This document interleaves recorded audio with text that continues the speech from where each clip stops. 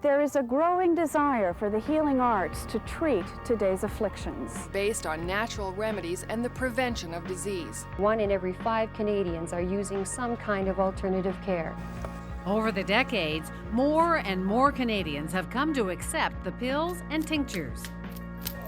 The herbal remedies I use worked 2,000 years ago, and they'll work 2,000 years from now. They've come to accept mysterious machines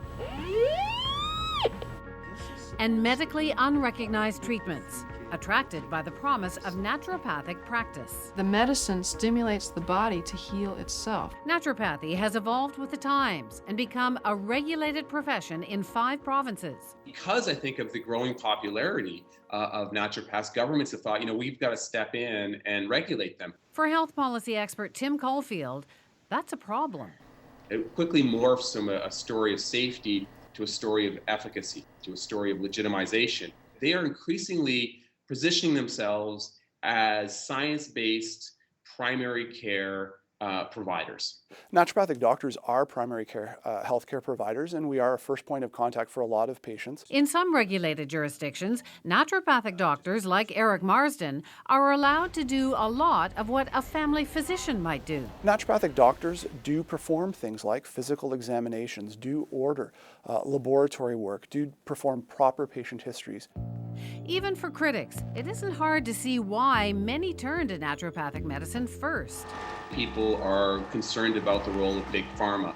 They may be concerned about how they're being treated by conventional practitioners. Not a lot of time spent with them. I actually went to a naturopath, and it was a fantastic experience. She spent 45 minutes with me, listened to my needs, seemed to develop a treatment plan that was targeted to me. Those kinds of things resonate with people.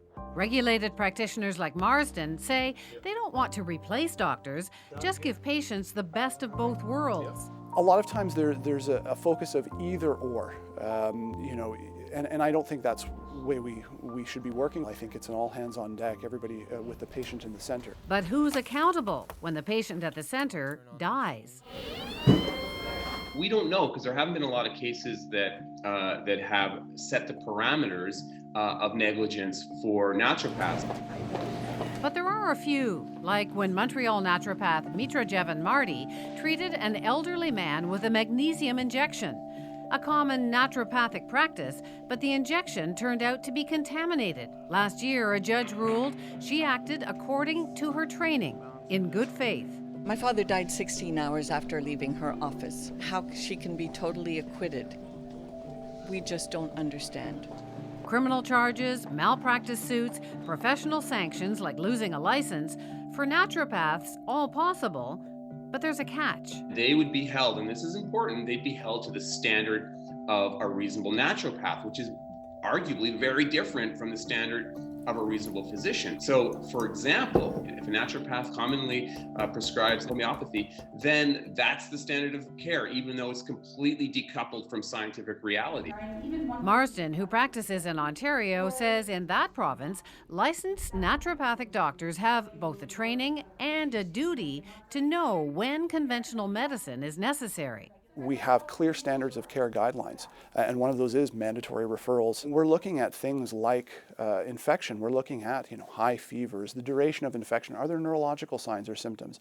And with any of these flags, it would be an immediate referral, up to and including a call to 911.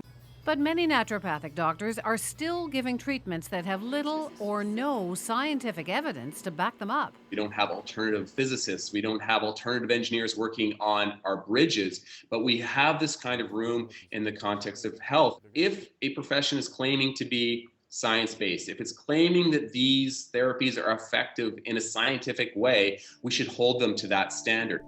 Marsden says more science can only make naturopathic medicine better. We have to accept valid criticism. We need to open ourselves up to more scientific scrutiny and then look at evolving our practice as we gain knowledge.